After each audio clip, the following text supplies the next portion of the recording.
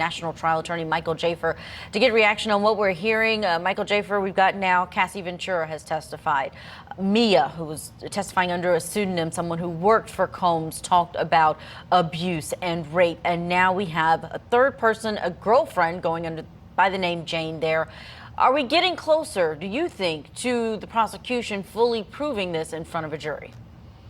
Yeah, that's what I was thinking on the when I was hearing what Kelly was saying. Yeah, I think they've proven their case. I think they've reached their burden at this point. They've tied it in. They've tied in the fact that, first of all, he crossed state lines. There was more than 2 incidents in the last 10 years. He used his underlings. He used coercion. He did everything. He basically fit into the racketeering framework at this point.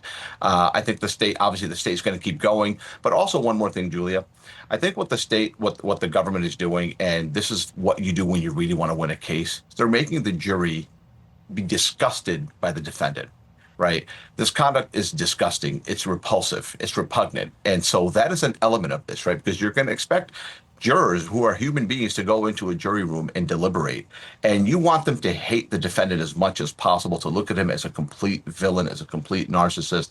And they've proven that, right? I'm not in the courtroom. We're not in the courtroom, but I would imagine that these witnesses are very sympathetic and that the jury relate. Now, but a lot of, witnesses, have taken the fifth when they testified. Also, I'm cognizant of the fact that there's going to be a rebuttal case. The defense is going to take this.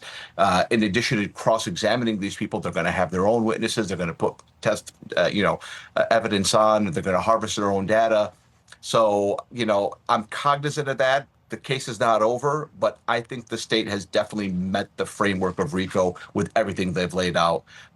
This is just a very disgusting fact pattern, but the government wanted it that way, and it helps them get a conviction. Playing out in front of these jurors. I keep thinking about this one juror during jury selection who was a 74-year-old who at first said they would have difficulty having to hear all of these details, the graphic ones, and then talk about it in a deliberation room. But ultimately, they were rehabilitated as a juror, and they are a seated juror. So what happens when they go back into the deliberation room with this kind of information? Michael Jaafar, thank you for your analysis.